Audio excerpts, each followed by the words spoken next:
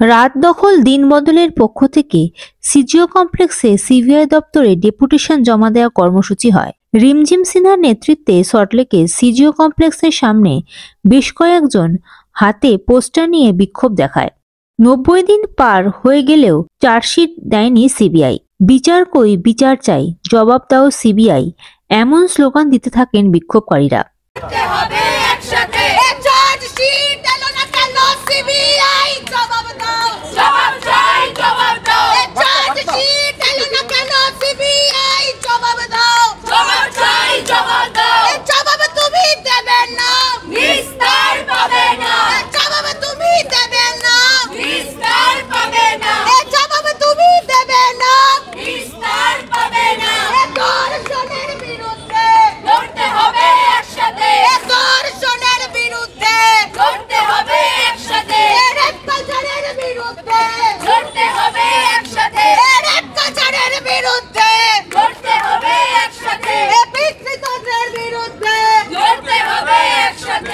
CBI chargesheet জমা দিতে না পারায় জামিন পেয়ে গেল সন্দীপ ঘোষ এবং অভিজিৎ মণ্ডল। তার জন্যই সোমবার দুপুরে সিবিআই দপ্তরে ডেপুটেশন জমা দিতে আসেন তারা।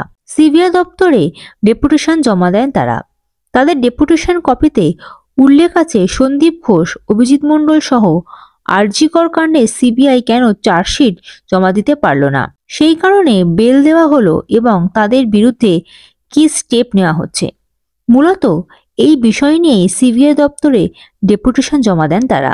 সিবিআই দপ্তরে আরজিকর কাণ্ডের তদন্তকারী অফিসারেরা ছিলেন না, তিনি কোর্টে আছেন বলে জানান সিবিআই।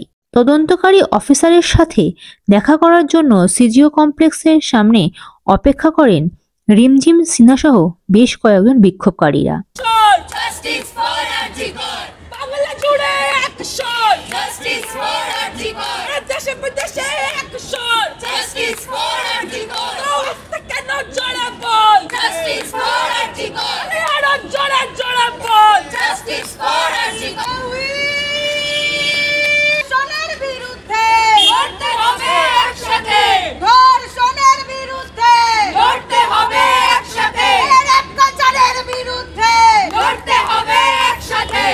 এই বিষয়ে বিক্ষোভকারীরা ঠিক কি বললেন শুনে নেওয়া যাক।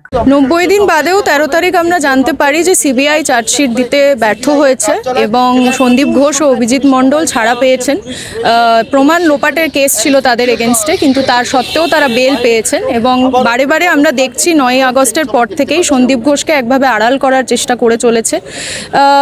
তিনি যখন রিজাইন করছেন তাকে সিএনএমসির প্রিন্সিপাল হিসেবে আবার নিয়োগ করা হচ্ছে এবং বারবার তার এগেনস্টে এমন কোনো কেস আনা হচ্ছে যেটি কোনোভাবে আরজিকরের রেপকাণ্ডের সঙ্গে সরাসরিভাবে জড়িত নয়, অথচ তার এগেনস্টে আরও অনেক কেস রয়েছে। বহু মানুষ বলেছেন যে তিনি থ্রেট কালচার হসপিটালে নিয়ে যাওয়ার জন্য একজন মূল প্রচারক সেই থ্রেট কালচারের।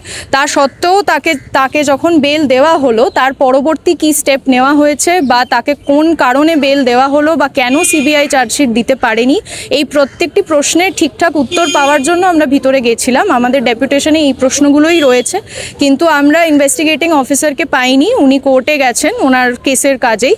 তো আমরা ডিসাইড করেছি, আমরা ভিতরেও এটা বলে এসেছি যে আমরা এখানে অপেক্ষা করতে চাই, ইনভেস্টিগেটিং অফিসারের সঙ্গে সরাসরি কথা বলে তারপরেই আমরা পরবর্তী পদক্ষেপের ব্যাপারে ভাবব।